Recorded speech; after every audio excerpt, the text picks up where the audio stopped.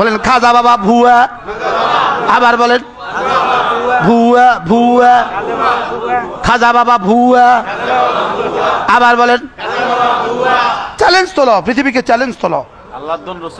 মাথার টুপি, মুখে দাড়ি, পাঞ্জাবি লাগা, যার কারণে ইসলাম পাইছে ভারত উপমহাদেশে, খাজা করিবে না সোনারে কই ভুয়া। নাউযুবিল্লাহ, এই কথা কোন না কা যে আব্বা দুনিয়াতে মাওলাকে মেলামেশা কইরা তোমার দুনিয়াতে আনছে, আব্বার অস্বীকার করলে এটা হারামজাদা। যে খাজা বাবার কারণে ইসলাম পাইছে ভারত উপমহাদেশে, ওই খাজা বাবা যে ভুয়া বলে সে হারামজাদা। এই কথা বলেন ঠিক কিনা?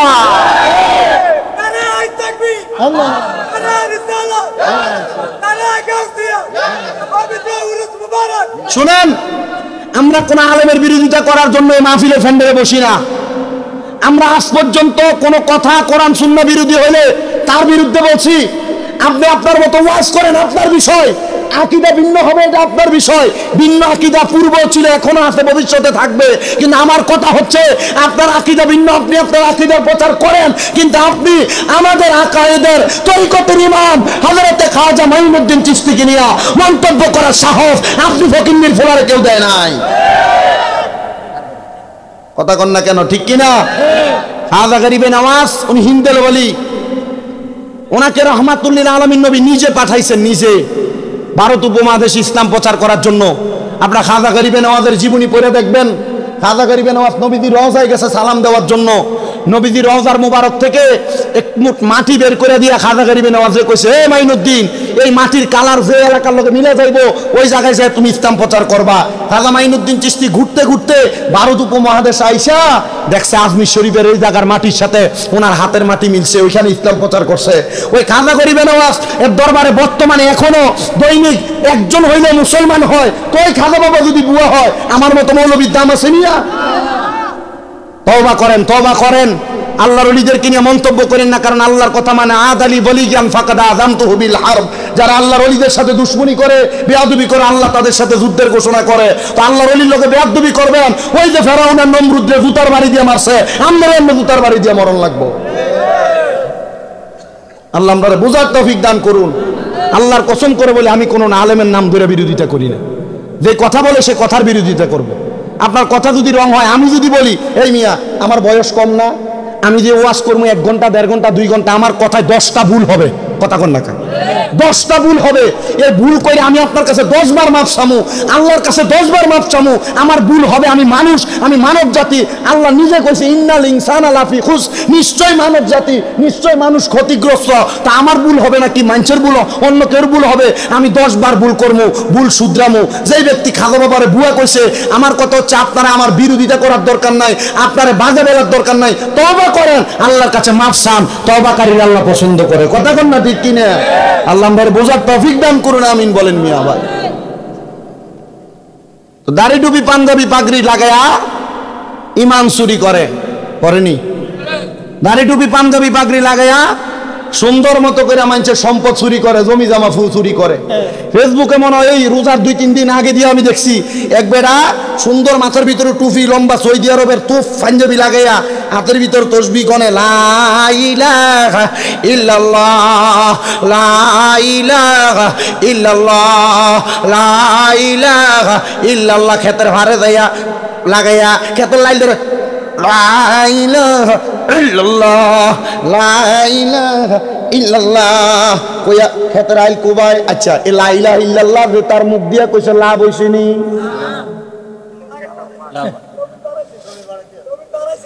লাভ হইছেনি? তো কোনো লাভ তো নাই। পরের হক মাইরা লা ইলাহা ইল্লাল্লাহ জিকির কইরা কোনো লাভ নাই। আমি হুজুর, আমার কোনো দাম নাই। আমি মৌলবী, আমার কোনো দাম নাই।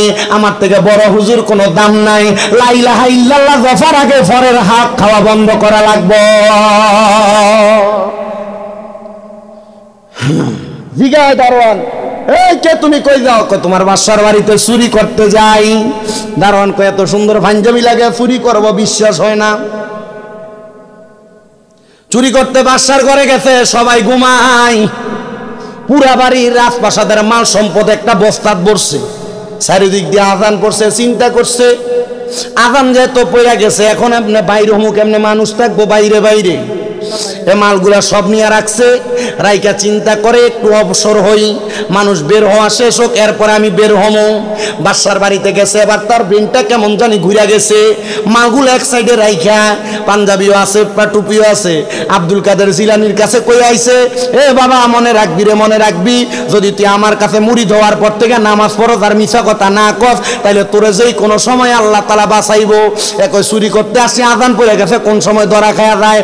মালগুলা রাইখা আল্লাহু আকবার কইয়া নিয়ত করে লাইছে। আসলে কি নামাজি না চোর? নামাজি না চোর? আল্লাহু আকবার কইয়া নিয়ত করছেন। গাউসে পাক আব্দুল কাদের জিলানীর ওই মুরিদ নিয়ত করার সাথে সাথে তো বাদশা মানুষ, এখনের নেতা আর আগের নেতা এক না। আগের নেতারা নামাজিয়া ছিল, কথা কয় না, আর এখনের নেতারা ধর্মরে ফুজি বানায় নেতাগিরি দেখায়।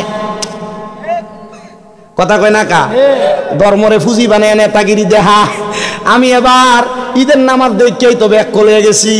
দেখছো নি বেড়া, ঈদের নামাজ পড়তে গেছে বছরে একবার। ঈদের নামাজের ভিতরে যাইয়া যে ঈদের নামাজের বাপতি 6 তাকবীর, প্রথম ইমাম সাহেব আল্লাহু আকবার কইয়া সানা ভরে, দ্বিতীয়বার আল্লাহু আকবার কয়, তৃতীয়বার কয়, চতুর্থবার কয়, এরপরে সূরা ভরে। এখন দ্বিতীয়বার আল্লাহু আকবার কওয়ার লগে লগে বহুত নেতা রুকুতে গেছে গা। কথা কন না, আছে না নাই? ও বাবা, মানুষ মাত্র ভুল, সবাই শিক্ষা নিতে পারে। আব্বাজিরা, নেতাগিরি করবা তুই ইসলাম শিখা নেতাগিরি করো, কোরআন শিখা নেতাগিরি করো। কারণ কোরআন শিখা যারা নেতাগিরি করে তারা চুরি করে না, কোরআন শিখা যারা নেতাগিরি করে তারা গম মাইরা খায় না, কোরআন শিখা যারা নেতাগিরি করে তারা উচিত বিচার করে, হরের হকায়া খায়া মানুষের থেকে ঘুষ খায়া বিচার করে না।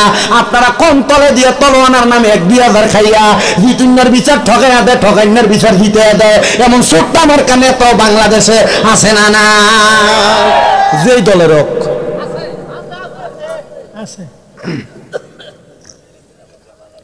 কই বইও। আমার মুসলমান ইমানদার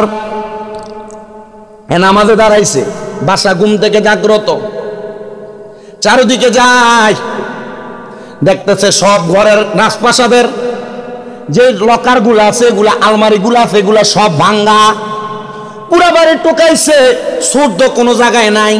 যা দেখতেছে নামাজের যেই ঘর, এই ঘরের মধ্যে একটা ব্যক্তি টুপি লাগায়, পাঞ্জাবি লাগায় নামাজ পড়ে, পাশে একটা বস্তা। এই বস্তা ফাঁকা করে দেখতেছে, বস্তার মধ্যে ওই ঘরের যত স্বর্ণ মুক্তা মণি অলংকার আছে সব এই বস্তার মধ্যে। গাউসে পাক আব্দুল কাদের জিলানীর ওই মুরিদরা নামাজ পড়ে।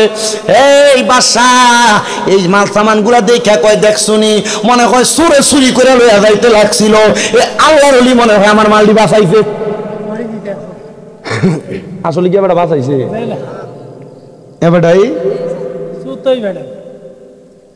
গাউসে পাক আব্দুল কাদের জিলানী আল জিলানী রাদিয়াল্লাহু তাআলা আনহু ওই মুরিদরা কয়, আমি নামাজের মধ্যে দাঁড়ায়া আমি যখন সালাম ফিরাইমু, সে আমার বাদশা ডাক দিয়া কয়ে, গো হুজুর, আপনি বুঝি এত ভাগ্যবান, এত ভালো মানুষ, চোর বুঝি মাল চুরি করে নিতে লাগছে, আর আপনি বুঝি আমার মাল দিয়ে আপনি উদ্ধার করছেন।